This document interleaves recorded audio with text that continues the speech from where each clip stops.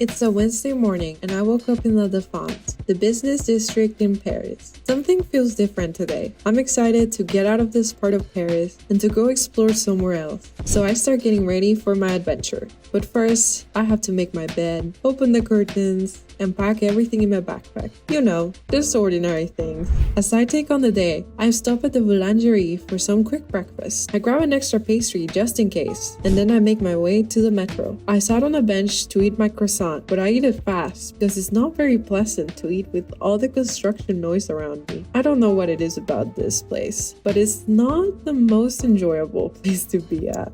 Then, as usual, I wait for the one besides the other commuters and business people. While I'm on the metro, I like to observe people and imagine their stories. Like, where are they going? And where do they come from? Or what kind of music does that woman like to listen to? I have to ride 9 stops until I switch to the 12. I like to imitate the lady that announces the names of the stops. A personal favorite of mine is Charles de Gaulle Étoile.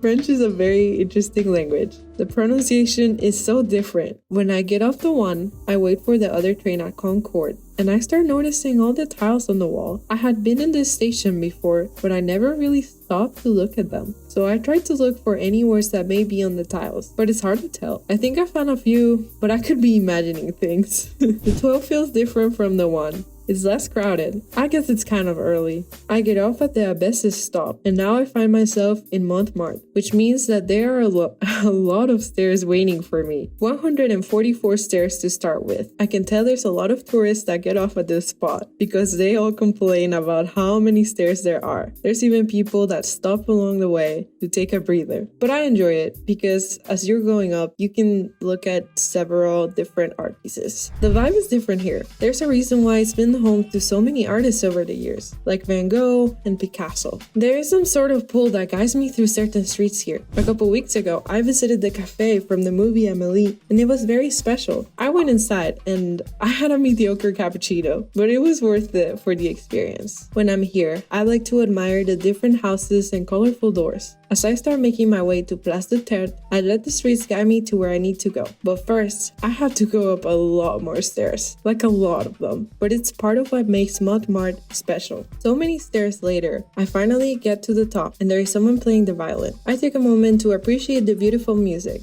It makes this place even more magical. As I keep walking, I finally stumble upon Place de Tertre. Place de Tertre is a couple streets away from the Basilica of Sacré-Cœur. This place was open to the public back in 1635. As the central square of Montmartre village. Back then, Montmartre was not part of Paris. Now, Place de Tertre is occupied every day by artists that paint tourist portraits. I think it's so amazing how they are just outside painting. I've never seen anything like this. So I sat down on the sidewalk and I started doing some Perec style observations. I think Perec and I would have been friends. We both like to observe what other people don't usually pay attention to. 3 girls wearing berets sat next to me to eat their crepes. They looked like they were living the Parisian dream, the tourist version.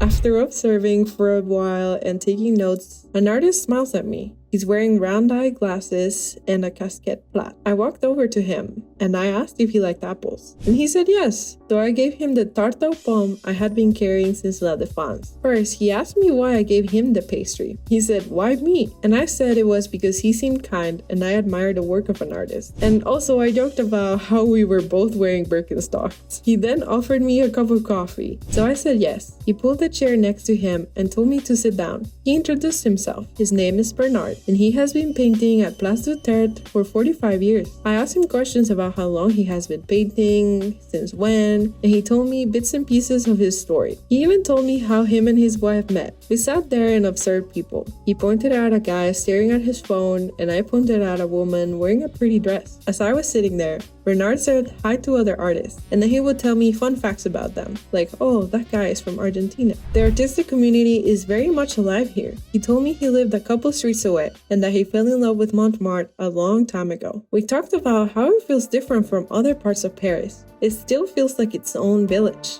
He said he basically paints portraits every single day, but he enjoys it. He mostly enjoys looking at the different facial features people have and how when you look at someone in the eye, you can really tell what emotion they might be feeling. And then, in the winter, he goes to his house in Morocco and experiments with abstract painting and oils. He then lit up a cigarette and told me to never start smoking. I chuckled. We talked about watercolor painting and he gave me some tips because I told him I really like doing it, but sometimes I just can't. He asked to look at my journal, so he looked through it and afterwards he told me to keep writing and sketching. Towards the end, he handed me a drawing he made. When I asked who it was, he said it was a stranger, but he wanted to give me a gift for being kind to him. He also handed me a Polaroid of his, which I was very grateful for. I felt so lucky for having the chance to have an amazing conversation with him. It was very inspiring, and he told me to start doing watercolor again. Bernard and Montmartre have reminded me the importance of art and of finding joy in the small things in life. Place du Tertre sort of makes it feel like time has stopped, and as touristy as it may feel sometimes, it has managed to keep its charm and authenticity. I'm sure Bernard had a lot more stories to tell, but I'm just really happy I got to hear a few. You never know how far a smile and a kind gesture can take you.